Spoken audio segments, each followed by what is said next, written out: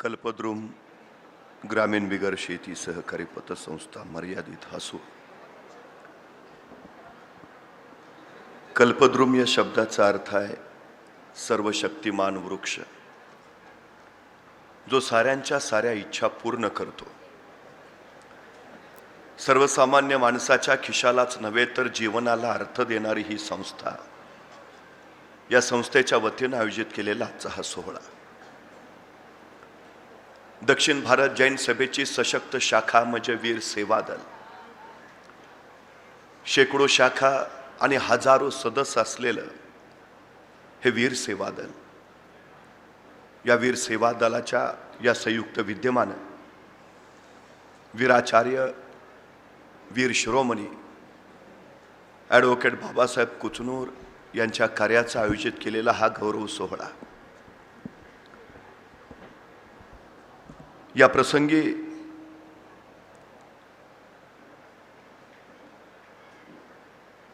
ज्यांनी साऱ्यांना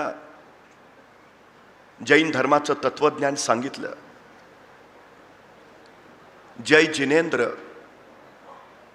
याच्या पाठीमागची संहिता ज्यांनी मांडली, जय म्हणजे जय जयकार.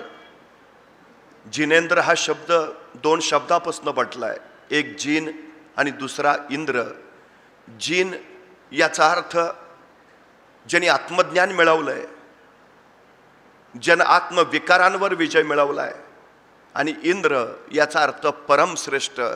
जिनेंद्र या शब्दाचा अर्थच मुळात परमात्मा असा आहे.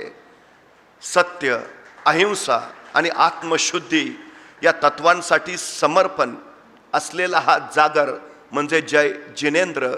या जय जिनेंद्रचे समर्पित तत्वज्ञान ज्यांनी लोकमानसांपर्यंत पोहोचवलं ते निर्यापक श्रमण परमपूज्य विद्यासागरजी महाराज.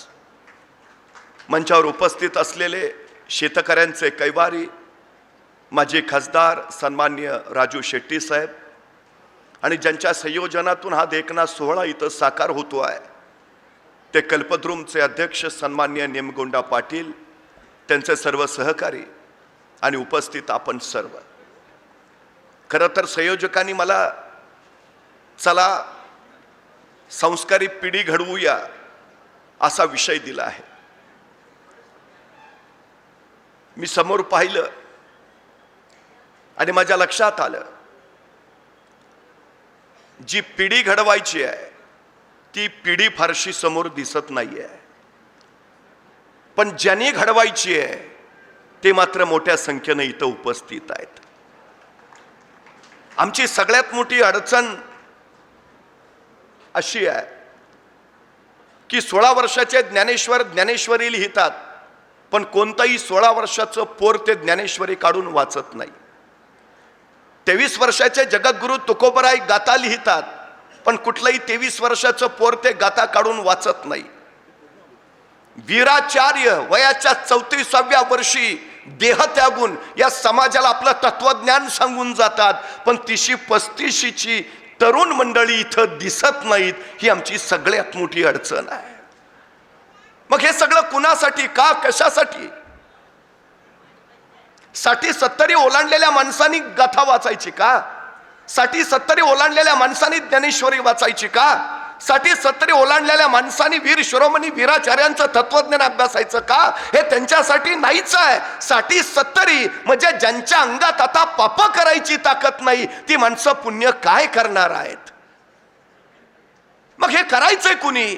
जे आयुष्याला आरंभ करतायत, जे जगणं नव्यानं सुरू करतायत, ज्यांना कसं जगावं कसं वागावं हे कळणं महत्वाचं आहे. हे त्यांच्यासाठी सगळं आहे. दुर्दैवानं ते घडत नाही. ही आमच्या समाजाची सगळ्यात मोठी शोकांतिका आहे. सगळ्यात मोठी. माणसाच्या मनासारखं दुसरं सामर्थ्यशाली या जगात काही नाहीये.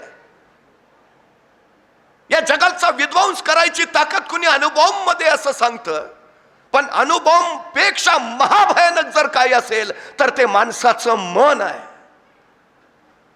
प्रचंड सामर्थ्यशाली आहे ते. या जगात दुसरा कुणी तुमचा पराभव करू शकत नाही. या जगात फक्त तुम्हीच तुमचा पराभव करू शकता. या जगात दुसरा कुणीही तुम्हाला मर्यादा घालू शकत नाही. या जगात फक्त तुम्हीच तुम्हाला मर्यादा घालू शकता. या जगात दुसरा कुणीही तुमच्यावर बंधनं लादू शकत नाही. या जगात फक्त तुम्हीच तुमच्यावर बंधनं लादू शकता. आणि या जगात दुसरा कुणीही तुम्हाला विजयी करू शकत नाही. या जगात फक्त तुम्हीच तुम्हाला विजयी करू शकता. ही सगळ्यात मोठी गोष्ट आहे. वीराचार्यांनी तो संदेश लोकमानसांपर्यंत दिला. तुम्हाला घडवायला कुणी अवतार येणार नाही. जगातली सर्वोत्तम निर्मिती जर कुठली असेल तर स्वतःला घडवणं. त्याच्यासारखी दुसरी सर्वोत्तम निर्मितीच नाही. मन ही त्यासाठी अत्यंत महत्वाची गोष्ट आहे. माणसाला दोन मन असतात, एक बहिर्मन आणि दुसरं अंतर्मन. बहिर्मन निर्णय घेतं आणि अंतर्मन अंमलबजावणी करतं. या जगात असं काहीच घडत नाही जे तुम्ही ठरवलं नाही. या जगात तेच घडतं जे तुम्ही ठरवत असता. ही सगळ्यात महत्वाची गोष्ट आहे. तुमच्या वाट्याला दुःख आलं, जे जबाबदार नाही ते तुम्ही ठरवलंय म्हणून तुमच्या वाट्याला आलं. तुमच्या वाट्याला सुख आलं, ते सुखानं जगानं दिलेलं नाहीच आहे, ते तुम्ही ठरवलं म्हणून तुमच्या वाट्याला आलं. तुमच्या सुखाचे दुःखाचे जबाबदार फक्त तुम्ही असता, कारण तुमच्या मनात तो विचार चालतो आणि अंतर्मन त्याची प्रभावी अंमलबजावणी करतं. एका कैद्याला मृत्यूदंडाची शिक्षा झाली. तत्कालीन काळात मृत्यूदंड म्हणजे फासावर चढवायचं. काही शास्त्रज्ञांना प्रयोग करायचे होते. त्यांनी न्यायालयाला विनंती केली की आपण फासावर लटकवून कैद्याला मृत्यूदंड देतो, पण या कैद्याबाबत आम्हाला एक प्रयोग करायचा आहे. फासावर लटकवण्यापेक्षा या कैद्याला विषारी सर्पाचा दंश देऊन मारावं असा आमचा विचार आहे. न्यायालयानं मान्यता द्यावी. न्यायालयाला मृत्यूदंडच द्यायचा होता, कसा का मरेना, मरतोय एवढं बस. न्यायालयानं परवानगी दिली. ज्या दिवशी मृत्यूदंड द्यायचा होता त्याच्या आदल्या दिवशी त्या कैद्याला सांगितलं, उद्या 11 वाजता तुला विषारी सर्पाचा दंश देऊन आम्ही मारणार आहोत. दुसऱ्या दिवशी 11 वाजता त्या कैद्याचे डोळे बांधले आणि त्याला सांगितलं, आता काही क्षणात तुला विषारी सर्पाचा दंश होईल. मात्र प्रत्यक्षात विषारी सर्पाचा दंश करण्याऐवजी शास्त्रज्ञांनी 2 टाचण्या घेतल्या आणि त्या कैद्याला टोचल्या आणि सांगितलं, झाला दंश झाला. अर्ध्या तासात त्या कैद्याचं शरीर काळं निळं पडलं आणि पुढच्या तासाभरात तोंडातनं फेस येऊन तो मरण पावला. प्रत्यक्षात विषारी सर्पाचा दंश झाला होता का? कालपासून त्याच्या डोक्यात एकच विचार होता, मला विषारी सर्पाचा दंश देऊन मारणार आहेत. दंश झाला की मी विषाने मरणार आहे. विषारी सर्पाचा दंश न होता तो विषबाधा झाल्यासारखा मरण पावला. तुमच्या मनात एवढं सामर्थ्य आहे, तुम्ही जे ठरवाल तेच होतं. मग या मनात जर एवढं सामर्थ्य आहे, मग वाईट विचार का करायचा, नकारात्मक विचार का करायचा? तो सकारात्मक का असू नये, चांगला का असू नये, उत्तम का असू नये. म्हणजे जे घडेल ते उत्तम, सर्वोत्तम, सर्वोत्कृष्ट आणि सर्वोच्च हे घडवायची ताकद तुमच्यात तरच आहे. ते मन महत्वाचं आहे. वर्धमानाने उभ्या आयुष्यात एकही लढाई केली नाही तरी आम्ही त्यांना महावीर म्हणतो. कारण जो रण जिंकतो तो वीर आणि जो मन जिंकतो तो महावीर. या जगात रण जिंकणाऱ्यापेक्षा मन जिंकणाराची सगळ्यात जास्त गरज आहे. हे तत्वज्ञान आम्हाला जैन धर्मानं दिलं, हे आम्ही लक्षात घेतलं पाहिजे. सुरुवात तिथून आहे, आरंभ तिथून आहे. मनावर नियंत्रण ही अत्यंत महत्वाची गोष्ट आहे. पण आत्ताची आमची अडचण काय माहिती आहे? आम्ही आमच्या नव्या पिढीला अभ्यासाचं नियोजन कसं करावं ते शिकवतो, आर्थिक नियोजन कसं करावं ते शिकवतो, पण स्वतःच्या भावनांचं नियोजन कसं करावं ते मात्र शिकवत नाही. आणि जगातला कुठलाच अभ्यासक्रम असा नाही जो भावनांवर नियंत्रण कसं ठेवायचं त्याचं ज्ञान देतो. एखादा माणूस कुणाचा तरी खून करतो, न्यायाधीश विचारतात का? भावनेच्या भरात झालं. एखादा आत्महत्या करायला प्रेरित होतो, कुणीतरी त्याला वाचवतो, वाचवल्यानंतर विचारतो का? भावनेच्या भरात झालं. जे नको आहे ते घडतं, ते भावनेच्या भरात घडतं. ही सगळ्यात महत्वाची गोष्ट आहे. स्वतःच्या भावनांवर नियंत्रण राखता येणं हे जग जिंकण्या इतकं महत्वाचं आहे. सगळ्यात गरजेची आणि सगळ्यात महत्वाची गोष्ट जर कुठली असेल तर स्वतःचं मन जिंकणं सगळ्यात महत्वाची गोष्ट. हे मन तुम्हाला विश्वास देतं, हे मन तुमच्या क्षमता वाढवतं, सामर्थ्य आणखी विकसित करतं. संस्कार मनावर व्हावे लागतात, ते शरीरावर केले जात नाहीत. नाहीतर कुरुक्षेत्रावर अर्जुनाचं खच्चीकरण झालं, ज्यावेळी सगळे सखे सोबतही बघितले, मी यांना मारू, मला शक्यच नाही. शक्तिपात झाल्यासारखा अर्जुन रथातनं खाली उतरला. श्रीकृष्णांना म्हणाला मी लढूच शकत नाही. शरीर खचलं अर्जुनाचं, शक्तिपात झाला. मग भगवान श्रीकृष्णांनी काय त्याच्या शरीरावर संस्कार केला, 2 ग्लुकॉन-डी घे. शरीर खचलाय, शरीरावर नाही संस्कार, संस्कार मनावर केला. तिथं भगवद्गीता सांगितली आणि मग अर्जुन युद्धाला प्रवृत्त झाला. संस्कार मनावर करायचे असतात. वीराचार्यांनी ते केलं.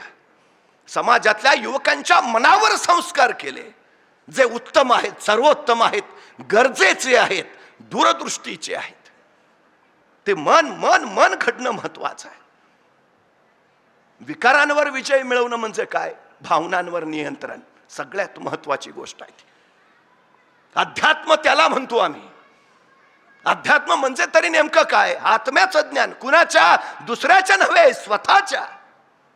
कळलं पाहिजे काय करू शकतो. अडचण ती आहे सगळ्यात मोठी आमची, की आमचंच मन आम्हाला कधी कळत नाही. आणि रस्त्यानं चालता चालता आम्ही सहज म्हणतो मी त्याला पुरता ओळखून आहे. अरे तू त्याला ओळखून आहे, तुझं काय? तू स्वतःला किती ओळखलंस? तू स्वतःला किती जाणलंयस? तू काय करू शकतो? या जगामध्ये महापुरुष सत्पुरुष ते झाले ज्यांनी जग नव्हे स्वतःला ओळखलं होतं, ज्यांना आत्मज्ञान झालं होतं, ज्यांना स्वतःच्या क्षमता सामर्थ्य कळालं होतं. त्यांनी जग घडवलंही आणि त्यांनी जग बदलवलंही. ही सगळ्यात महत्वाची गोष्ट आहे. आम्हाला का महत्वाचं आहे? कारण उद्याची पिढी आम्ही घडवणार आहे. सगळ्यात महत्वाची गोष्ट आहे ती. सगळ्यात. तुम्हाला वाटत असेल आमच्या जगण्या वागण्याचा आमच्या उद्याच्या पिढीवर काय परिणाम पडतो? तुमच्याच जगण्या वागण्याचा परिणाम होतो. माऊली ज्ञानेश्वर लोकमानसाला शहाणं करण्यासाठी सहो दिशाला जात होते. शहाणे करून सोडावे सकळ जन. समाज शहाणा झाला पाहिजे. पण संन्याशाची पोरं म्हणून लोक हिनवायचे. कुणी चिखल टाकायचं, कुणी शेण फेकायचं, कुणी दगड मारायचं, कुणी शिव्या. माऊली सांगायचे तुमच्यासाठी तर करतोय ना रे. मग पण लोकांच्या डोक्यातच शिरायचं नाही.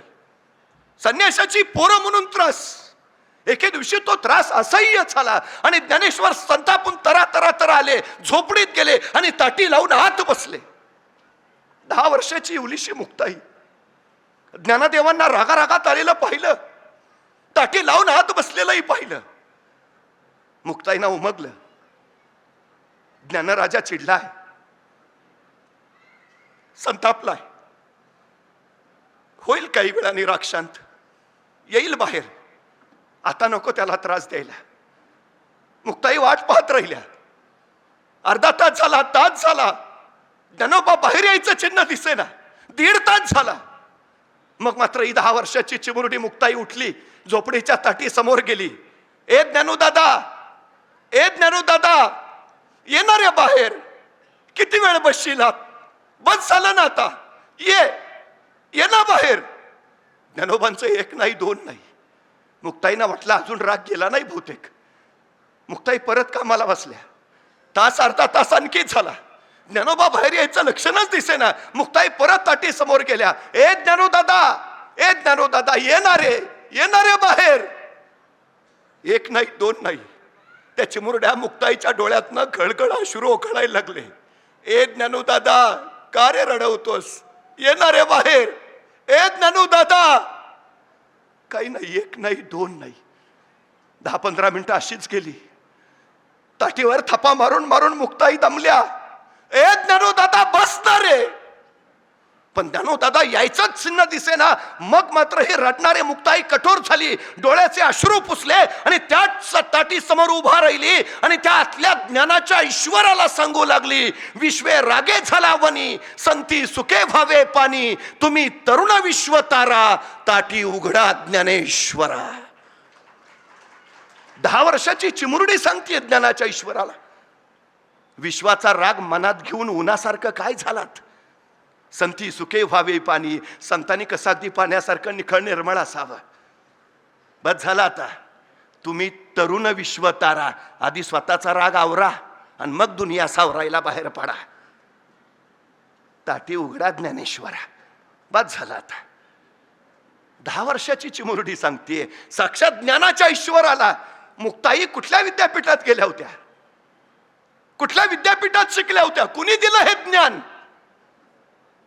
पिढ्यांच्या धमन्यातून रक्तातून ज्ञान संचय सतत वाहता राहिला ना, तो पुढच्या पिढीत उतरतो, येतोच.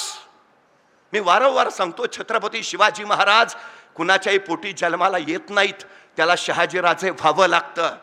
माऊली ज्ञानेश्वर कुणाच्याही घरी जन्म घेत नाहीत, त्याला विठ्ठलपंत असावं लागतं.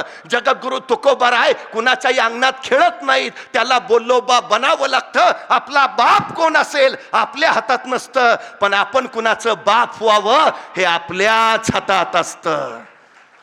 मग आपल्याला वाटत नाही आपल्या पोटी ज्ञानोबा जन्माला यावेत, आपल्या पोटी वीराचार्य जन्माला यावेत? हे आमचं संचित आहे. बघा ना, सहज एखादा दमेकरी डॉक्टरांकडे जातो. डॉक्टर त्याला पहिला प्रश्न विचारतात, तुमच्या घरात आधी कोणाला होता का? म्हणजे तुम्हाला दमा व्हायला तुम्ही बिड्या ओढल्याच पाहिजेत असं नाही. तुमच्या आजोबांनी ओढलेल्या असल्या तरी तुमचं रेडीमेड काम झालं.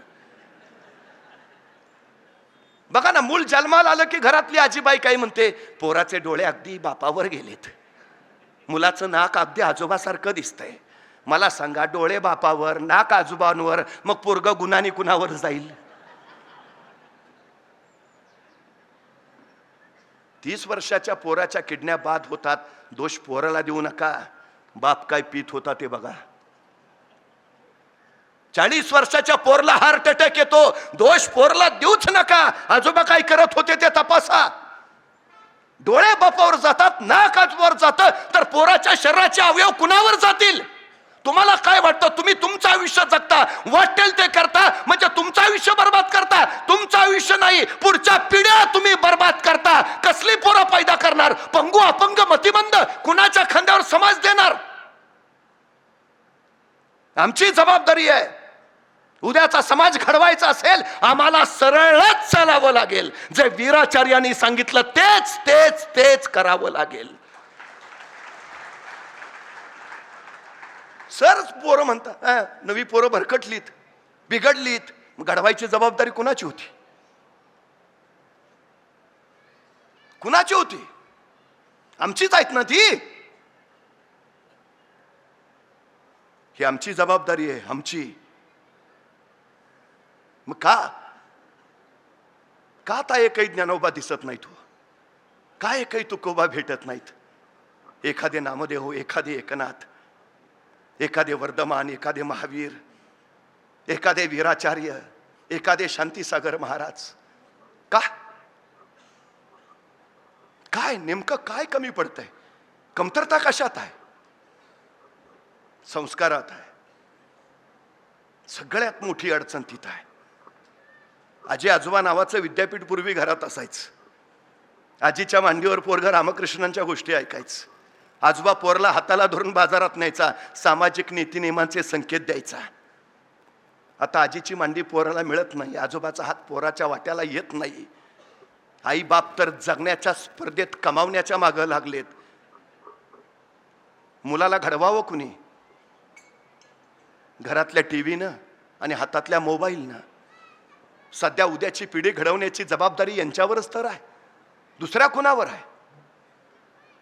आमची सगळ्यात मोठी शोकांतिका ती आहे हो. मग ते जे पाहतो ते त्याला हवं वाटतं, ते जो पाहतो हीच जगरीत आहे असं त्याला जाणवतं. जे टीव्हीत दिसतं तेच जग आहे असं त्याला वाटतं. मग त्यांनी केलं तर बिघडलं कुठं? आमची सगळ्यात मोठी अडचण काय झाली माहिती आहे? आम्ही आमच्या पिढीला आयुष्याचं मोल आणि महत्व पटवून द्यायलाच कमी पडलो. सगळ्यात महत्वाची गोष्ट आहे ती, त्याला त्याच्या आयुष्याचं मोलच माहिती नाही.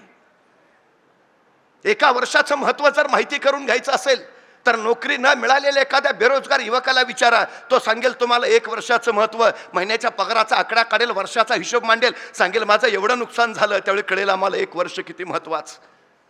एका महिन्याचं महत्व जर तुम्हाला माहिती करून घ्यायचं असेल तर मातृत्वाच्या वाटेवर असणाऱ्या एखाद्या स्त्रीला विचारा, 9 महिन्यातला 1 महिना सुद्धा किती महत्वाचा, मग कळेल आपल्याला एका महिन्याचं महत्व. एका आठवड्याचं महत्व जर तुम्हाला माहिती करून घ्यायचं असेल तर एखाद्या साप्ताहिकाच्या संपादकाला विचारा, 1 आठवडा किती महत्वाचा, तो सांगेल 1 आठवडा किती महत्वाचा ते. एका दिवसाचं महत्व जर तुम्हाला माहिती करून घ्यायचं असेल तर मजुरीनं मिळालेल्या एखाद्या मजुराला विचारा, तो सांगेल मजुरी अभावी खोपट्यातली चूल ज्यावेळी पेटत नाही आणि चुलीतली आग ज्यावेळी पोटात पेटते त्यावेळी कळेल आम्हाला एका दिवसाचं महत्व. एका तासाचं महत्व जर तुम्हाला माहिती करून घ्यायचं असेल तर जगजेते अलेक्झांडरला जाऊन विचारा, जगाचा बादशाह होता, जगाचा सम्राट होता, पण मृत्यूशय्येवर पडला होता आणि आपल्या वैद्याकडे केविलवाणी प्रार्थना करत होता की फक्त एक तास मला जगवा. त्या जगजेते अलेक्झांडरला विचारा, एका तासाचं महत्व, एका मिनिटाचं महत्व जर तुम्हाला माहिती करून घ्यायचं असेल तर अमेरिकेच्या वर्ल्ड ट्रेड सेंटरवर ज्यावेळी विमान हल्ला झाला, तो विमान हल्ला होण्यापूर्वी त्या इमारतीतनं फक्त 1 मिनिट आधी सुरक्षित बाहेर पडलेल्या एखाद्या इस्माला विचारा, 1 मिनिट किती महत्वाचा. आणि एका सेकंदाचं महत्व जर तुम्हाला माहिती करून घ्यायचं असेल तर ऑलिम्पिकमध्ये फक्त एका सेकंदासाठी सुवर्ण पदक हुकलेल्या एखाद्या धावपटूला विचारा, 1 सेकंद किती महत्वाचा. अरे सेकंदा, मिनिटा, तासा, दिवसाचं मोल जर एवढं असेल तर आमच्या वाट्याला आलेल्या आयुष्याचं मोल किती असेल. ते आयुष्य कशात खर्ची घालतो आम्ही, काय करतो नेमकं, कळलंय आम्हाला कधी नाही हो. इतकं सहज मिळालंय का आम्हाला हे सगळं. जी माणसं मोठी झालीत त्यांना दिवसाचे 48 तास असतात. मग माजी खासदार राजू शेट्टी साहेब, त्यांचं काय बाबा, दिवसाचे 48 तास असतात त्यांना. आपण सामान्य माणसं, आपल्याला 24 तास, त्यामुळे ते एवढं मोठं काम करतात. आपण कसं करू शकणार, असं आहे का. शेट्टी साहेबांना 48 तास, आम्हाला 24 तास नाही हो. सगळ्यांना या जगात समान मिळणारी एकच गोष्ट आहे, वेळ. प्रत्येकाला 24 तासच मिळतो. मग मिळालेल्या 24 तासाचा कोण कसा किती अचूक वापर करतो याच्यावर ठरतं त्याचं यश आणि अपयश. आमच्या पोरांना हे वेळेचं मोल आणि महत्व पहिलं सांगा. सगळ्यात महत्वाची गोष्ट आहे ती, सगळ्यात महत्वाची. कधीतरी हा विचार आमच्या मनात आला पाहिजे. कधीतरी संधी नशिबाने मिळते पण यश ते नशिबाने मिळत नाही, ते मेहनतीनंच मिळवावं लागतं. ही सगळ्यात महत्वाची गोष्ट आहे. तुमची पोरं नशीबवान, तुमच्यासारखे आई वडील त्यांना लाभले. तुमची पोरं नशीबवान, त्यांच्या शिक्षणासाठी तुम्ही वाटेल ते करताय. पण त्यांना यश कधी मिळेल, जर ते मेहनत करतील तर. ते नशिबानं नाही मिळत. त्याला मेहनत ही फार महत्वाची आहे. जगातला सगळ्यात श्रीमंत माणूस कोण आहे आज, एलॉन मस्क. जगातला सगळ्यात श्रीमंत. ही श्रीमंती जन्मजात नाही बरं, स्वतःनं कमावलेली आहे, एकट्यानं.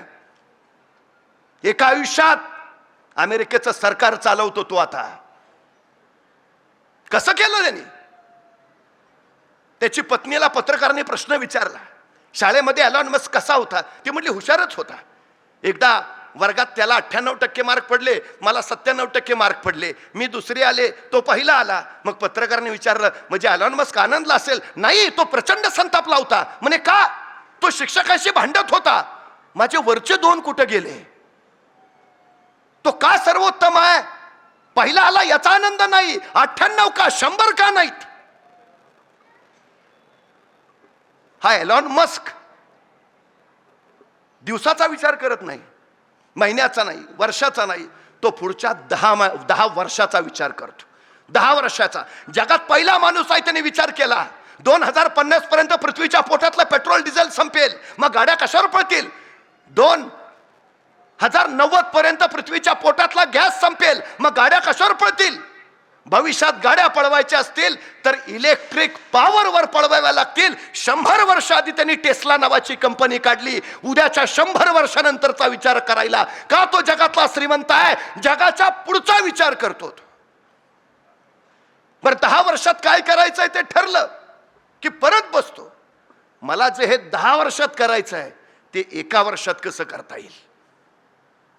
त्याला माहिती आहे 10 वर्षाचं काम आपण एका वर्षात करू शकणार नाही, पण ज्याने ठरवले एका वर्षात मी 1 करोड कमवीन, त्याच्यापेक्षा तर मी जास्त करेन ना. 10 वर्षाचं काम एक क्षण वाया घालवत नाही तो, एक क्षण. 47वा वाढदिवस त्यांनी परवा साजरा केला. कसा केला असेल हो? जगातला सगळ्यात श्रीमंत माणूस आहे, कसा केला असेल वाढदिवस? तिथं आमचं 10वीत पोरग असलं तरी अख्ख्या वर्गाला चॉकलेट वाटतं, बड्डे आहे. एखादा नगरसेवक असला तर अख्ख्या शहरात बोर्ड त्याचे वाढदिवसाच्या हार्दिक शुभेच्छा. हा तर जगातला सगळ्यात श्रीमंत आहे, कसा केला असेल कसं सेलिब्रेशन असेल हो? कशाची ददातच नाही, कमतरताच नाही, मग कसा वाढदिवस साजरा केला असेल त्यांनी? एलन मस्क न त्याचा 47वा वाढदिवस 24 तास अखंड काम करून साजरा केला. त्या दिवशी तो 1 मिनिट झोपला नाही, 1 मिनिट. 24 तास अखंड काम, हे सेलिब्रेशन आहे त्याच.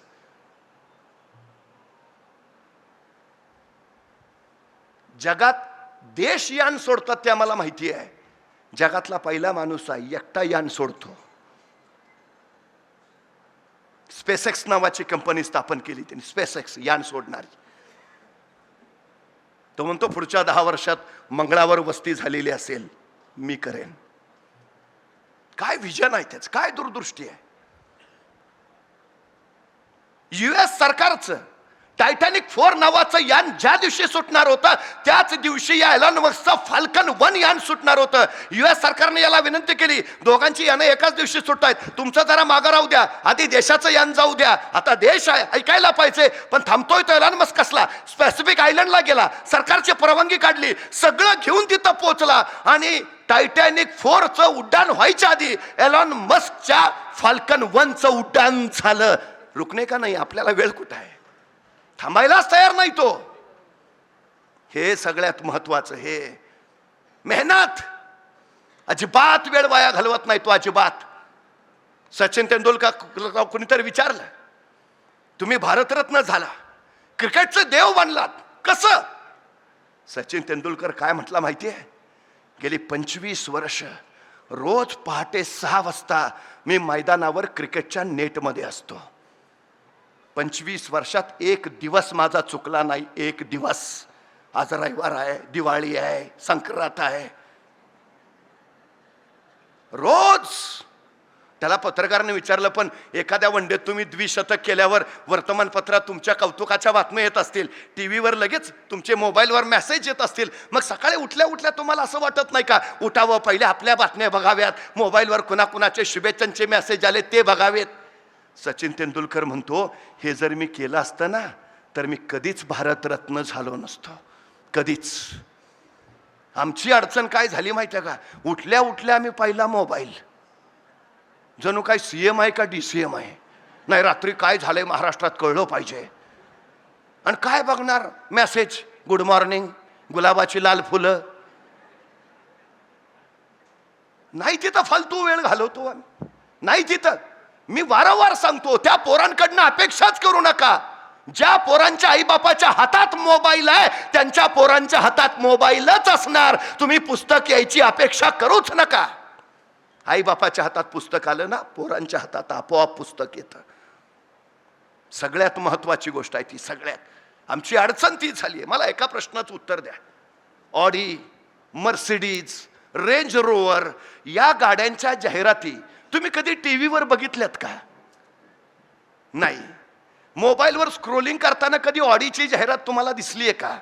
नाही. का नसतात माहिती आहे? टीव्ही बघत फालतू वेळ घालवणारे ऑडी घ्यायच्या पात्रतेचेच नसतात, हे त्या कंपनीला माहिती आहे. जे मोबाईलवर टाइमपास करतोय ना त्याची लायकीच नाही रेंज रोवर घ्यायची, त्याला जाहिरात दाखवून उपयोगच नाही. त्याला जाहिराती कुठल्या? Rummy circle.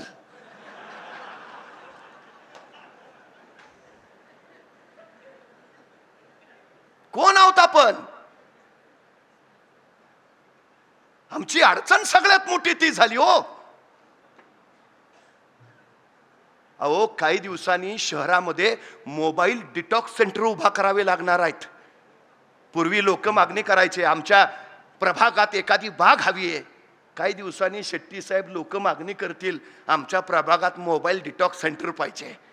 Mobile detox centre याचा अर्थ ज्या भागात मोबाईलला रेंज येत नाही अशी जागा. आणखी 5 वर्षांनी डोकं म्हणतील नाही जरा मानसिक शांतता पाहिजे, जिथं मोबाईलला रेंज नाही तिथं जातो. काळ जवळ आहे, तो लांब नाहीये. आमच्या क्षमता मारून टाकल्यात, कौशल्य मारून टाकलेत या सगळ्या गोष्टींनी. मी परवा एका मुलाला सहज विचारलं का रे 100 मीटर पळशील का? ते 2 मिनिटं माझ्याकडेच बघत बसलं. अरे म्हटलं 100 मीटर पळशील का? मग त्याने हळूच विचारलं 100 मीटर म्हणजे किती? मला लक्षात आलं काय झालं. मी त्याला विचारलं तू काय खेळ खेळतोस का नाही? म्हणला सगळे खेळ खेळतो, क्रिकेट खेळतो, फुटबॉल खेळतो, हॉलीबॉल खेळतो, बॅडमिंटन खेळतो. म्हटलं मग एवढे सगळे खेळ खेळतो, दिवसभर मैदानावरच असतोस का काय? तो म्हटला मैदानावर नाही, मोबाईलवर खेळतो. म्हटलं मग बरोबर आहे, तुला 100 मीटर काढणारच नाही. मग त्याला सांगितलं इथून तिथपर्यंत जे अंतर आहे त्याला 100 मीटर म्हणायचं, पळशील का? तो म्हटला करतो प्रयत्न. आता तुला काय 5 किलोमीटर सांगतोय का? 100 मीटर नाही, करतो ना प्रयत्न. मग त्याला विचारलं बरं मला सांग हे 100 मीटर अंतर पार करायला तुला किती वेळ लागेल? तो 5 मिनिटं अंतरच बघत बसला. म्हटलं सांग ना. मग हळूच म्हटला 5 मिनिटं तरी लागतील. 5 मिनिटं? अरे ऑलिम्पिक मध्ये हुसेन बोल्टचं 100 मीटरचं रेकॉर्ड 9.98 सेकंदाचा आहे. तो 10 सेकंदात 100 मीटर पळतो. तो 15 सेकंद म्हण, 20 सेकंद म्हण, 25 सेकंद म्हण का 5 मिनिटं? माझं मला माहिती आहे ना. अरे तुला सांगितलं ना 5 मिनिटं लागतील. अहो मला सुचायचंच बंद झालं. तेवढ्यात त्याचा मित्र धावत आला. ए पळ, कुत्रा पिसाळलंय. एवढ्या भयान वेगात पळत सुटला 7 सेकंदात 100 मीटर. मी म्हणलं तुला का हुसेन बोल्टचं रेकॉर्ड मोडलंस? त्याला 10 सेकंद लागतात, तू 7च. मग कुत्र मागं लागला होता. म्हणजे 7 सेकंदात 100 मीटर पळायची क्षमता तुमच्यात आहे. बाहेर कधी आली? संकट आलं तेव्हा. मग संकट चांगली आहेत का वाईट आहेत? चांगली आहेत. संकटांचं स्वागत करायला हवं. संकट तुम्हाला अडवायला येत नाहीत, संकट तुमची उंची वाढवायला येतात. अडथळे तुम्हाला थांबवायला येत नाहीत, अडथळे तुमच्यातल्या क्षमता बाहेर काढतात. अडचणी तुम्हाला रोखायला येत नाहीत, अडचणी तुमच्यातली कौशल्य बाहेर काढतात. संकट अडचणी अडथळे यायलाच हव्यात, कारण त्याच तुम्हाला घडवतात. ही सगळ्यात आणि सगळ्यात मोठी वस्तुस्थिती आहे. जाऊ द्या ना आमच्या पोरांच्या वाट्याला, झगडू द्या ना त्याला जरा परिस्थितीशी. आमची अडचण काय झाली? सगळं रेडीमेड द्यायला लागलो, त्याचा कसच लागे ना. शांत समुद्र कधीही उत्तम खलाशी तयार करू शकत नाही. समुद्र उधाणलेला असला, लाटावर लाटा कोसळत असल्या, तशा तुफान वादळ वाऱ्यात जर त्यांनी नौका घातली आणि त्या संकटांवर मात करत जर तो पलीकडे पोहोचला तर तो सर्वोत्तम खलाशी. त्याचा कस लागला. जरा आठवून बघा बरं, आम्ही आमच्या पिढीला त्याचा कस लावायची कुठंतरी संधी देतोय का? कुठंतरी. कशी घडतील पोरं? मग तुमचा संघर्ष जेवढा मोठा ना तेवढी तुमची उंची मोठी असते. आमची पोरं मोठी व्हावीत असं वाटतंय ना तुम्हाला? त्यांचा संघर्षही तसा पाहिजे ना. आम्ही संघर्षच येऊ देत नाही त्याच्या वाट्याला. मुलगा विचारतो आई सायकल शिकू का? नको, पडशील. पोहायला जाऊ का? नको, बुडशील.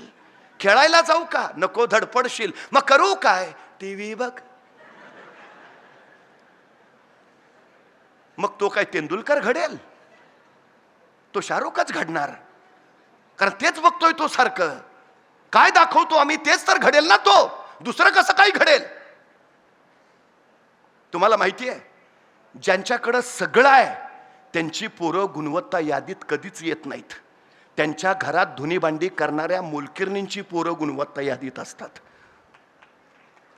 काय हो अडचण काय?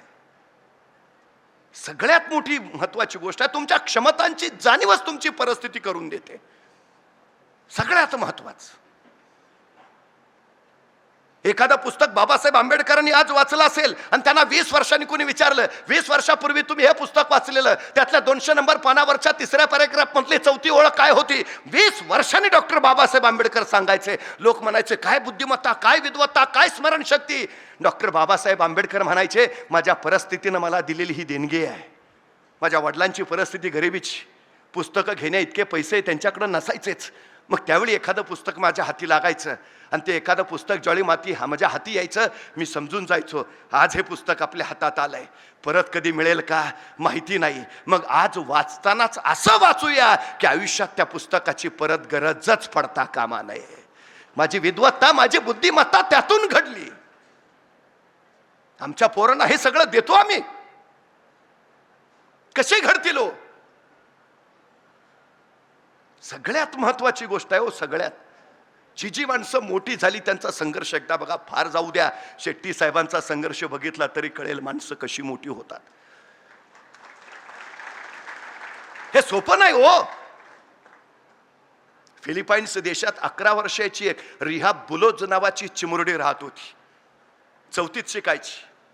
एके दिवशी शाळेतनं घरी आली आणि वडिलांना म्हणाली, बाबा शाळेच्या धावण्याच्या स्पर्धेत माझा पहिला नंबर आला. वडिलांना प्रचंड आनंद झाला. अभिनंदन बेटा, खूप छान. वडिलांनी कुशीत घेतलं, डोक्यावरून हात फिरवला, छान. तशी ती रिहा वडिलांच्या कुशीतनं बाजूला झाली आणि म्हणाली, बाबा माझा आता शाळेच्या स्पर्धेत नंबर आला ना, मग माझी राष्ट्रीय स्पर्धेसाठी निवड झाली आहे. वडिलांना आणखी आनंद झाला, अभिनंदन बेटा, खूप छान खूप छान. तशी ती हळूच म्हणाली, पण बाबा आता राष्ट्रीय स्पर्धेत धावायचं आहे ना, मग मला तिथं धावण्याचे बूट लागतील. बाबा घ्याल ना स्पोर्टचे शूज? घ्या ना बाबा धावण्याचे बूट.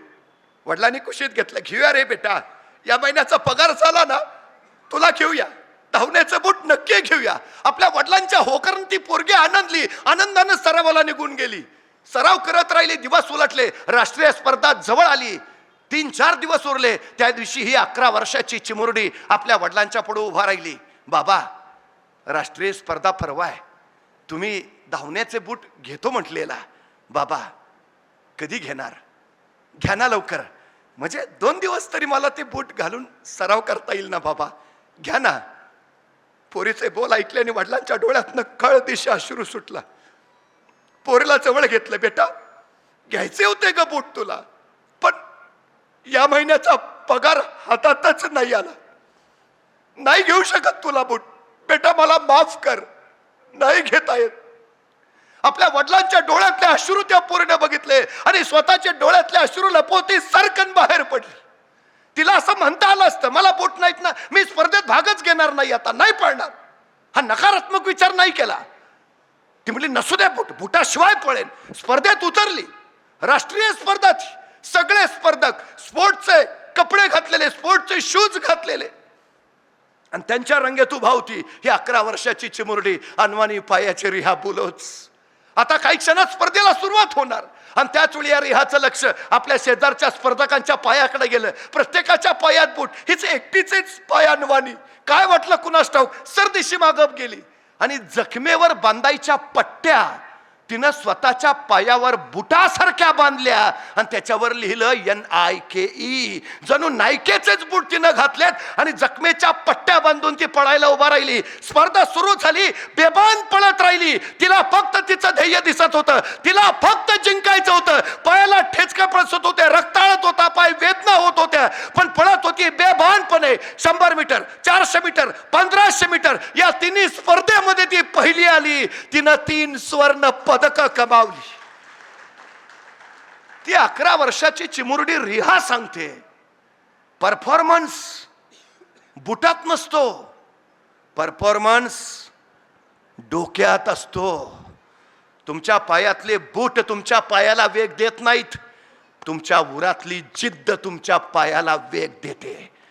आमच्या पोरांना सांगा, कारण कसली सांगता? काय काय उगाच आपली आमची परिस्थिती नव्हती हो. तू गप. मला भयान राग येतो असल्या माणसांचा. आमची परिस्थिती नव्हती हो.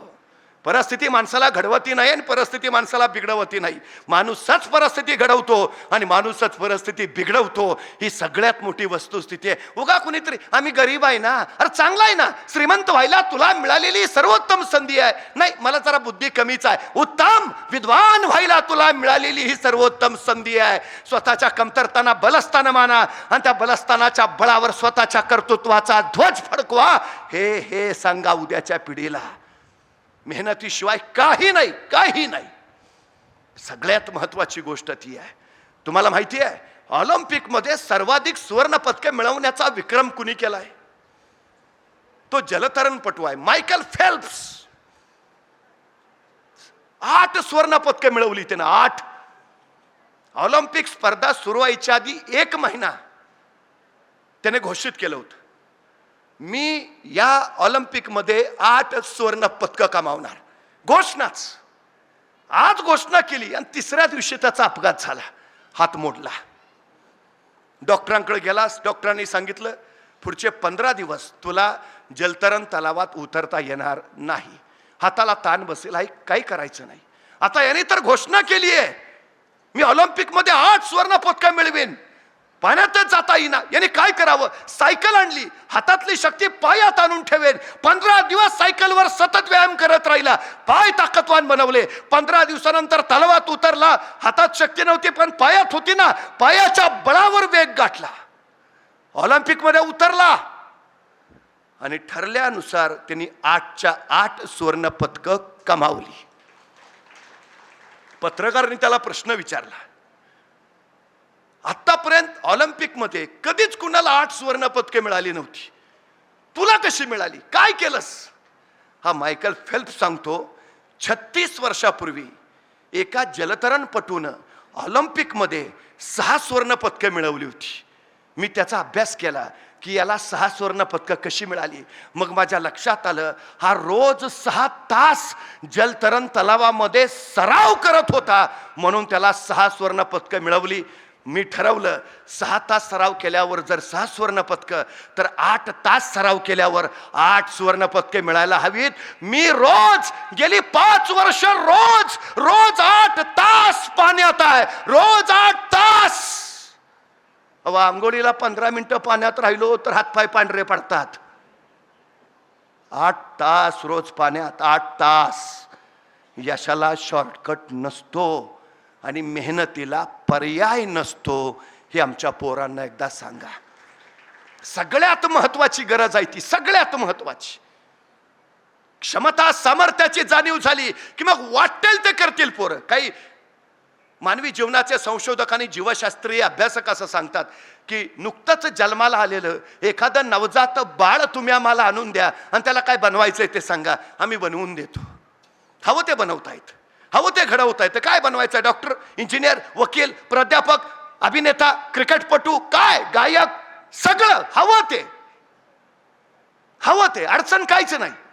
ओल्या मातीच्या गोळ्याला जर हवा तसा आकार देता येत असेल तर जिवंत हाडामांसाच्या गोळ्याला सुद्धा हवा तसा आकार देता येतो. फक्त माती ओली हवी आणि वय संस्कार क्षम हवा. ज्या वयात संस्कार करायला हवेत त्याच वयात घडले पाहिजेत. पोराचं लग्न झाल्यावर पोराला शिकून उपयोग नाही. आमची अडचण ती आहे, लग्न होईपर्यंत पोराला आम्ही काहीच बोलत नाही आणि मग बोलायला सुरुवात करतो. काहीच उपयोग नाही, पालत्या घड्यावर पाणी. कधी संस्कार केले पाहिजेत? सगळ्यात महत्वाचा विषय. सगळ्यात मला एका प्रश्नाचं कायम आश्चर्य वाटतं. ज्या काळात माझ्या महाराष्ट्रात शाळा नव्हत्या, ज्या काळात माझ्या महाराष्ट्रातली पोरं शिकली नव्हती, त्या काळात माझ्या महाराष्ट्रात एकही वृद्धाश्रम नव्हता. पण माझ्या महाराष्ट्रातली पोरं शिकली आणि तालुक्याला वृद्धाश्रमांची निर्मिती झाली. कधीतरी एखाद्या वृद्धाश्रमाला भेट द्या, एखाद्या वृद्धाला सहज विचारा तुमची पोरं काय करतात. त्या वृद्धाश्रमातला वृद्ध तुम्हाला सांगेल, माझा पोरगा डॉक्टर आहे, माझा पोरगा इंजिनियर आहे, माझा पोरगा वकील आहे, माझा पोरगा प्राध्यापक आहे. पण त्या वृद्धाश्रमातला एकही वृद्ध असा नाही म्हणणार की माझा पोरगा अडाणी शेतकरी आहे, कारण शेतकऱ्याचे आई बाप कधीच वृद्धाश्रमात जात नाहीत. ही सगळ्यात मोठी वस्तुस्थिती आहे. जातात फक्त शिकल्या सवरलेल्यांचे. मग आमचं शिक्षण कुठले संस्कार करतं? जी पोरं स्वतःच्या आई बापाला सांभाळू शकत नाहीत, ती पोरं समाज काय सांभाळणार? ती पोरं राष्ट्र काय सांभाळणार? कशासाठी? परवा एका वृद्धाश्रमात एक आई, पोरानं सोडलं होतं तिला. तिला लक्षात आलं आपण काय आता फार काळ जगत नाही, आपला अंतकाळ जवळ आलाय. तिनं वृद्धाश्रमाच्या अधिकाऱ्याला सांगून पोरला बोलावणं धाडलं की बाबा ये, आता फार काळ जगत नाही, मरण्यापूर्वी एकदा तुला डोळे भरून बघायचं आहे. पोरगाही मग गेला, आईचा हात हातात घेतला. आई असं का ग म्हणते आता? नाही रे बाळा, झालं ना आता सगळं. आता जायची वेळ आली, आता काय फार काळ जगत नाही. पोरांना परत हातात घेतला. आई, काही शेवटची इच्छा असेल तर सांग. आई म्हटली, तशी काही नाही रे, पण एक इच्छा आहे. म्हणे काय? या वृद्धाश्रमांच्या खिडक्यांना तेवढ्या जाळ्या लावून घे. का ग?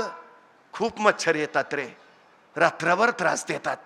तसा मुलगा म्हणला, आई मग हे आधी नाही का सांगायचं? आता जायची वेळ आली, अंतकाळ आला आणि आता सांगते वृद्धाश्रमांच्या खिडक्यांना जाळ्या लावून घे, आता तुला काय उपयोग? आई म्हणली, माझ्यासाठी नव्हे रे, तुझा पोरगा ज्यावेळी तुला या वृद्धाश्रमात ठेवेल त्यावेळी तुला मच्छर चावू नयेत म्हणून सांगते. अनुकरण प्रिय असतात मुलं. आम्ही जे करतो ते शिकतात, दुसरं काही शिकत नाहीत. सगळ्यात महत्वाची गोष्ट आहे, कृतज्ञता नावाचा शब्द हरवलाय आमच्या आयुष्यातनं. सगळ्यात मोठी वीराचार्यांची शिकवण जर बघितली ना, तरी या कृतज्ञता एका शब्दाभोवती आहे, एका शब्दाभोवती. कृतज्ञ राहायला हवं आई वडिलांच्या प्रती, कृतज्ञ राहायला हवं निसर्गाच्या प्रती, कृतज्ञच राहायला हवं ज्यांनी ज्यांनी आपल्याला घडवलं त्या साऱ्यांप्रती. हाच तर संस्कार आहे ना त्यांचा. मला सांगा हो, 350 वर्षापूर्वी छत्रपती शिवाजी महाराजांनी राज्य उभारलं. कशाच्या बळावर? स्वराज्य ही शहाजीराजे आणि मासाहेब जिजाऊ यांचं स्वप्न होतं. आई वडिलांच्या स्वप्नाला प्रत्यक्षात उतरावं यासाठी महाराजांनी स्वतःच्या आयुष्याचं रणांगण करून घेतलं. या भूमीचा सर्वोत्तम पुत्र आहेत छत्रपती शिवाजी महाराज. प्रभू श्री रामचंद्रांचा मी नाव घेतो ना. गुरुकुलातनं परतले, अयोध्येत आले आणि पिता राजा दशरथांनी घोषणा केली, माझा राम अयोध्येचा राजा होईल. अयोध्या सजली, राज्याभिषेकाची तयारी सुरू झाली, आनंदी आनंद सगळा.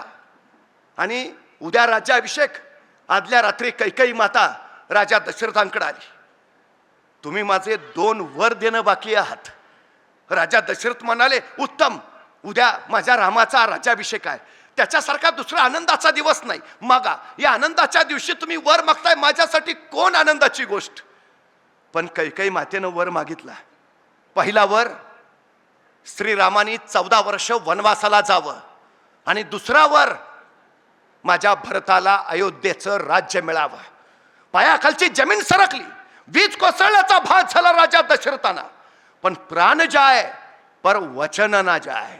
दिलंय ना वचन, पूर्ण करायलाच हवं. भरल्या काळजानं राजा दशरथांनी श्रीरामांना बोलावणं धाडलं. श्रीराम आले. राम, तुम्हाला 14 वर्ष वनवासाला जायचं आहे, पण परंतु किंतु एक शब्द नाही. निघाले श्रीराम. श्रीराम असं म्हणले का? ही का पद्धत आहे का?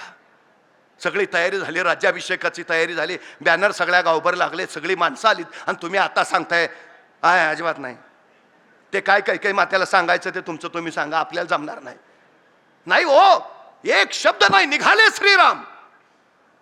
सीता मातेला म्हणाली, सीते, वनवासाला जायचं आहे, आता अयोध्येला परत येऊ ते 14 वर्षानंतरच. दुसऱ्या क्षणी सीता माता निघाल्या. सीता मातेने विचारलं का? ह्यासाठी करून आणलं वय? आमच्या पप्पाने काय ह्यासाठी दिलं तुम्हाला? नाही हो, पण परंतु किंतु विषयच नाही. लक्ष्मणाला प्रश्न पडला, धावत धावत सुमित्रा मातेकडे गेला. श्रीराम वनवासाला निघालेत, मी काय करू? श्रीरामांबरोबर जाऊ का अयोध्येत राहू? सुमित्रा माता म्हणाली, जिथं श्रीराम तीच तुझी अयोध्या. संपला विषय. निघाले लक्ष्मण. काय काळ आहे. आमच्या पोरांना तो आदर्श दिला मी संस्काराचा. पोरग बापाच्या पुढे उभा राहून विचारतो, मग काय केलंय माझ्यासाठी? त्याला आरशा पुढे उभा करा आणि सांगा, ज्या आरशात दिसतंय ते मी दिलंय.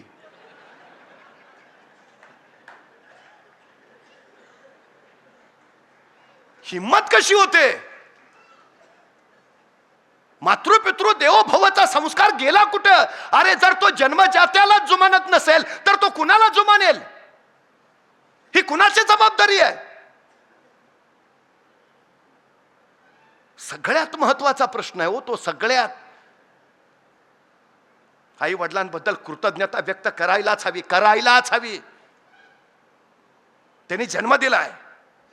लहानपणी जेवायला बसलो की आमची आजी सांगायची, ताटाच्या बाहेर एक घास काढून ठेव. मला वाटायचं की बहुतेक जमिनीवरचे किडे आपल्या ताटात घुसून आहेत म्हणून आजी सांगते त्यांचं त्यांना बाहेरच दे. मग ते आत येणार नाहीत. नंतर कळलं ही भूमी आपल्याला अन्न देते, ती अन्न देते म्हणून आपण जिवंत आहोत. त्या भूमी इतकं अन्न आपण नाही देऊ शकत, तिच्याबद्दल कृतज्ञता म्हणून माझ्या ताटातला एक घास तू प्रिय मानून घे. ती कृतज्ञ होती भूमीबद्दल व्यक्त केलेली. सायंकाळ झाली की आम्ही तुळशी पुढं दिवा लावायचो. मला वाटायचं अंधारात कुणी ठेच काढू न म्हणे म्हणून तुळशी पुढं दिवा लावतात. नाही, आमची आजी सांगायची तो सूर्य दिवसभर प्रकाश देतो, त्याच्या इतका प्रकाश आपण देऊ नाही शकत, पण त्यांनी प्रकाश दिलाय म्हणून सृष्टी जिवंत आहे, त्याच्याबद्दल कृतज्ञता व्यक्त करायची. म्हणून हा मिनमिनता दिवा बाहेर लावून ठेव. अरे त्या भूमीबद्दल कृतज्ञता, सूर्याबद्दल, आमच्या माय बापाबद्दल सुद्धा आम्ही कृतज्ञता व्यक्त केली पाहिजे ना. कशी करतो? त्यांची स्वप्न पूर्ण करून ती कृतज्ञता व्यक्त करायला हवी ना. आज काय नेमका प्रकार काय आहे समाजात चाललेला, कुठल्या दिशेला आम्ही चाललोय? वीराचार्यांनी समाज एकसंघ करण्यावर भर दिला. सेवाभाव हा त्यांच्या संस्कारांचा सगळ्यात मोठा ठेवा होता. आयुष्यात काही नाही केलं तरी चालेल, पण सेवा सेवा सेवा सेवा, बस. काहीतरी दिलं पाहिजे जगाला, ज्याने आपल्याला हे सगळं दिलंय. तो सेवाभाव फार महत्वाची गोष्ट आहे. राहिलाय का हो सेवाभाव? माझं आहे ते माझंच आहे, माझं नाही तेही माझ्या बापाचं आहे. काय भावना आहे आमच्या? बंधुभाव उरलाय का नाही शिकवत आम्ही आमच्या पोरांना? भांडणं शेजाऱ्याशी फार होत नाहीत, भावाभावांचीच फार होतात. का रक्ताचा आहे म्हणून? का आई बापाने त्यांच्यात तो बंधुभाव रुजवलाच नाही म्हणून? हे कसं आहे? श्रीराम वनवासाला निघाले, लक्ष्मण सीता बरोबर. काही अंतर पार केल्यावर पुढे गेलेले श्रीराम अचानक मागाले आणि वाटेत असलेले खडे काटे उचलून बाजूला फेकायला लागले. सीता मातेने बघितलं, हा काय प्रकार आहे? माणूस ज्या रस्त्याने जायचा आहे त्या रस्त्यावरचे पुढचे खडेनी काटे उचलून फेकतो म्हणजे आपल्याला टोचू नयेत. श्रीराम पुढे गेलेत आणि फिरून माग आलेत आणि मागचे खडे आणि काटे उचलून फेकतायत.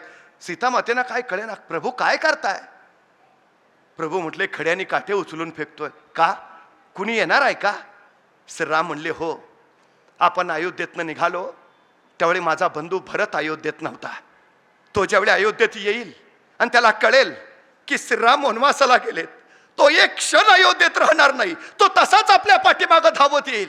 सीता माता म्हणाल्या, मग त्याला या वाटेवरचे खड्यानी काटे टोचू नयेत म्हणून उचलून फेकताय का? आपला भरत एवढा दुबळा आहे, हे खड्यानी काटे टोचलेले त्याला सहन होणार नाहीत. श्रीराम म्हणाले, भरत सामर्थ्यशाली आहे, हे खड्यानी काटे टोचले तर त्याला काही होणार नाही, मग का उचलताय? श्रीराम म्हणाले, ज्यावेळी माझा भरत या वाटेनं येईल, या वाटेतले खड्यानी काटे पाहिल, त्यावेळी त्याच्या लक्षात येईल याच वाटेनं माझे बंधू श्रीराम गेलेत, म्हणजे माझ्या श्रीरामाला हे खड्यानी काटे टोचले असणार, श्रीरामाला वेदना झाल्या असणार, मला त्रास झालाय हे कळाल्यावर माझ्या भरताला जो त्रास होईल तो मला सहन होणार नाही, म्हणून हे खड्यानी काटे उचलून फेकतोय. मला झालेला त्रास त्याला सहन होणार नाही, त्याचा त्रास मला सहन हो. किती बंधुता आहे होय, केवढा संस्कार आहे आम्हाला. भारतीय धर्म संस्कृतीनं केवढं दिलंय आम्हाला. आम्ही का नाही रुजवतो? हे का नाही? सगळ्यात महत्वाचा विषय तो, सगळ्यात कृतज्ञता ती ही व्यक्त करायला हवी, सगळ्यात महत्वाची. आपला समाज, समाजातला प्रत्येक जण उत्तम, सर्वोत्तम, सर्वोत्कृष्ट झाला पाहिजे, ही भावना प्रत्येकाच्या. माझ्या एकट्याचं भलं नको, साऱ्यांचं व्हायला हवं. हा बंधुभाव आहे. वीराचार्यांनी तो संस्कार दिला. आणि हे कधी होतं माहितीये? ज्यावेळी माणूस नशेत नसतो. मी मगाशी बोलताना 3 मुद्दे सांगितले. ज्या माणसाला स्वतःची ध्येयाची नशा आहे ना, त्या माणसाला दुसऱ्या कुठल्याच नशेची गरज पडत नाही, कुठल्याच. पण ज्या माणसाला कामच नाही, ते करायचं काय म्हणून नाही ते उद्योग करत बसतं. तुम्ही मला सकाळी 8ला जाऊन 6ला घरी येणाऱ्या नोकरदार माणसानं कधी कोणाबरोबर भांडणं केल्याचं उदाहरण दाखवा. ते म्हणतोय वेळच नाही. तर एखादा आला भांडाय तर म्हणतो माझं चुकलं बापा. अरे का तुमची चूक नसताना का मला कुठे वेळ आहे? उद्योगी पोरं तयार करा, मग ते बाकी कुठल्याही मार्गाला वळणार नाहीत, हे पहिलं लक्षात ठेवा. मी वारंवार सांगतो, त्याला वेळच देऊ नका. स्वतःच्या ध्येयात तो इतका मशगूल राहिला पाहिजे की दुसऱ्याच्या चुका शोधण्यात आणि दुसऱ्याची मापं काढण्याचा वेळच त्याला मिळता कामा नये, हे पहिलं लक्षात ठेवा. बाकी तर गोष्टी सोडून द्या. उद्योगी बनवा त्याला, पूर्ण उद्योगी. आणि कृतज्ञता जशी आई वडिलांबद्दल व्यक्त करायची आहे, समाजाबद्दल, तशी स्वतःच्या शरीराबद्दल सुद्धा त्याला व्यक्त करू द्या ना. सांगा ना त्याला, जगाच्या पाठीवर अजून असं यंत्रच तयार झालं नाही ज्यात भाकरी टाकली की रक्त तयार होऊन बाहेर येतं. असं अद्भुत आणि अलौकिक शरीर नावाचं यंत्र त्या परमेश्वरानं आम्हाला दिलंय. ते जपा ना. अहो, एखाद्या माणसाला हार्ट अटॅक येतो, बायपास करावी लागते. बायपास करणं म्हणजे हृदयाची खराब झालेली रक्तवाहिनी काढायची, तिच्या जागी दुसरी चांगली रक्तवाहिनी जोडायची. या शस्त्रक्रियेला खर्च येतो 3 लाख रुपये. म्हणजे आमच्या एका रक्तवाहिनीची किंमत किती झाली? 3 लाख. मुख्य रक्त 3 बरोबर 1 लाख रक्तवाहिन्यांचं जाळं आमच्या हृदयाजवळ आहे. एक रक्तवाहिनीची किंमत 3 लाख, तर 1 लाख रक्तवाहिनीची किंमत किती झाली? 2 डोळे दिलेत आम्हाला, एखादा डोळा बाद होतो, आता नवा डोळा बसवता येतो. एका नव्या डोळ्याची किंमत आहे 4 लाख. 2 डोळ्याची किंमत झाली 8 लाख. 2 किडन्या दिल्यात मग आपल्याला. माणसं नको ते आपले पान करतात, किडन्या बाद होतात, माणसं डायलिसिसवर जातात. डॉक्टर सांगतात जगायचं असेल किडनी बदलून घ्या. आता किडनी बदलून मिळते. एका नव्या किडनीची किंमत आहे 40 लाख. 2 किडनीची किंमत झाली 80 लाख. म्हणजे आमची एक रक्तवाहिनी 3 लाखाची, डोळे 8 लाखाचे, किडन्या 80 लाखाच्या. असा जर शरीराच्या अवयवाचा हिशोब केला तर शरीराची किंमत जाते कोट्यावधी अब्जावधी रुपयांच्या पुढं. अरे त्या परमेश्वरानं जन्माला घालताना ही अब्जावधी रुपयांची शरीर नावाची संपत्ती देऊन पाठवलं. ती संपत्ती जपाना. कुठल्या प्रॉपर्टीच्या मागं लागतो आम्ही? नाहीतर मी अनेक जण बघितले, तो साखर कारखान्याचा चेअरमन झाला आणि डॉक्टरांनी सांगितलं खाऊ नका, खाऊच नका. उपयोग काय? जे भोगायला आमचं शरीरच उपलब्ध नाही, ते निर्माण करून उपयोग काय? कशासाठी सगळं करतो? माणसाची अडचण काय झाली माहितीये का? आम्ही आमच्या चष्म्याची जेवढी काळजी घेतो तेवढी डोळ्यांची काळजी घेत नाही. आम्ही आमच्या मोबाईलची जेवढी काळजी घेतो तेवढी स्वतःच्या हृदयाची काळजी घेत नाही. अरे, डोळ्याची काळजी घेतली असती तर चष्मा लागला कशाला असता? पण ते काळजी चष्म्याचीच. मला सांगा, मोबाईलचं चार्जिंग कमी झालं तर जीव कसा धडधडतो? 5%च राहिलंय, 5% राहिलंय. मग ह्याला सांग, त्याला विचार, बारक्या पिनचा चार्जर आहे का? बारक्या, अरे का मरतोय का तू? मला सांगा, मोबाईलचं चार्जिंग कमी झालं तर जीव तगमगतो. या शरीराला सुद्धा चार्जिंगची गरज आहे ना. त्याच्याकडे लक्ष किती देतो? 5000 किलोमीटर गाडी झाली की लगेच सर्व्हिसिंग सेंटरला. मग गाडी, शरीराची सर्व्हिसिंग मागं कधी केली होती? वेळच्या वेळी सर्व्हिसिंग करतो का? कुणासाठी गाड्या, कुणासाठी मोबाईल? ज्याच्यासाठी आहे त्याची जर काळजी नसेल तर उपयोग काय? एक काळ होता, आता काळ इतका बदलला आहे. बापाच्या खांद्यावर पोरांची प्रेतं निघालीत. बापाची इच्छा असायची पोराच्या खांद्यावर न जावा, उलट झालंय. कुठल्या दिशेला निघालो आम्ही? कुठल्या दिशेला प्रवास चाललाय आमचा? हे सगळं सावरायला हवं. संस्कार त्याच्यात रुजवायला हवेत, सगळ्यात महत्वाचे, सगळ्यात. कारण संस्काराने तुमचे विचार बनतात, विचारांनी आचार घडतात, आचाराने चारित्र्य घडतं आणि चारित्र्यानं चरित्र बनतं. हे त्याला एकदा नीट सांगा. सगळ्यात महत्वाचे. आजचा कार्यक्रम खरं तर पतसंस्थेचा आहे. त्यांना गुंतवणूक, खर्च, परतावा ही भाषा उत्तम कळते. त्याच भाषेत सांगतो, आयुष्यात तुमच्याकडं खर्च करण्यासारख्या 3च गोष्टी असतात. एक वेळ, पैसा आणि भावना. 3च गोष्टी. पण या 3 गोष्टी खर्च करण्यापेक्षा जर याची गुंतवणूक केली तर त्याचा परतावा तुम्हाला आयुष्यभर मिळेल. खर्च करायचा का गुंतवणूक हे पोरांना शिकवा. सगळ्यात महत्वाचं. गेलेला वेळ परत येत नाही, तो एकदाच हाताशी येतो. वेळ कुणाला उसना देता येत नाही, कुणाकडनं उधार घेता येत नाही, वेळ साठवता येत नाही, वेळ गोठवता येत नाही, वेळ घड्याळ बंद करून वाचवता अजिबात येत नाही. तो एकदाच हाताशी येतो. तो एकदाच हाताशी येणारा वेळ खर्चू नका, गुंतवणूक करा, जेणेकरून तो परतावा देईल. पैसा खर्चू नका, एकदाच माणसाच्या हातात येतो. योग्य गुंतवणूक झाली तर परतावा, नाहीतर दिवाळ. योग्य गुंतवणूक करा. आणि सगळ्यात महत्वाची भावना, हल्लीच्या पोरांचं अवघड झालंय आणि पोरींचंही. परवा मी एका कॉलेजला गेलो होतो. कॉलेजमध्ये कवी संमेलन होतं. मला वाटलं नवी तारुण्यात आलेली पोरं आहेत, राष्ट्रप्रेमानं भरलेली असतील, काहीतरी वैचारिक ऐकायला मिळेल. तर एक पोरगं उठलं, त्यानं सुरू केलं, किती मारू मी हाका, किती मारू मी फेऱ्या ग, या जगात नाही माझी दुसरी, आता कुठे ही शाखा ग. मला सुचायचंच बंद झालो. मग पतसंस्थेच्या शाखा ऐकल्या होत्या आम्ही. हे सांगताय माझी शाखा कुठंच नाही, वन पीसच आहे मी.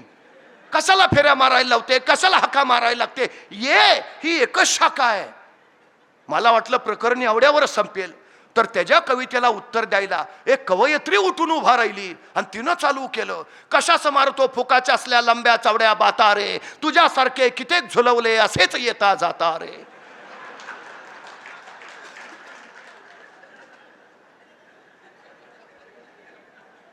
काळ कुठं निघालाय हेच मला कळेना. आपण मागासलेलो आहोत की पोरं पुढारलेली आहेत. आमच्या पोरांना सुद्धा सांगा, भावना नको तिथं खर्च करू नका. भावनांची सुद्धा योग्य गुंतवणूक करा, म्हणजे त्या तुम्हाला योग्य परतावा देतील. नाहीतर हल्ली रोमिओ फार फिरताना दिसतायत. तुमच्या माहितीसाठी सांगतो, बाकी काही नाही. व्यसनांचं खरं कारण काय आहे? आमच्या पोरला एकदा ठामपणे विचारा ना, कॉलेजच्या कडेला रोमिओ म्हणून उभा राहायचं असेल ना, जरूर तोंडात सिगरेट धर. पोऱ्यांच्या मागे छेड करत हिंडायचं असेल ना, जरूर तोंडात गुटखा घे. एखाद्याचा खून करायचा, मर्डर करायचाय, जरूर दारू पी. एखादा दरोडा घालायचाय, भीती वाटते, गांजा पिऊन जा. ठराव काय व्हायचंय तुला, आणि मग ह्या सगळ्या गोष्टी कर. सांगता यायला हवा मग ठामपणे, काय बनायचंय तुला? डॉक्टर? मग हे तुझ्यासाठी नाही. काय बनायचं? इंजिनियर? हे तुझ्यासाठी नाही. काय बनायचंय? वीर सैनिक? मग तुझ्यासाठी नाहीच. सांगा. प्रेम हे करायचं वय नाही. प्रेम करायचं झालं तर ध्येयावर प्रेम कर, म्हणजे दुनिया तुझ्यावर प्रेम करेल. वीराचार्याने आम्हाला ते सांगितलं. तो संस्कार घेऊन पुढे जाऊया. उद्याची संस्कारी पिढी घडवूया.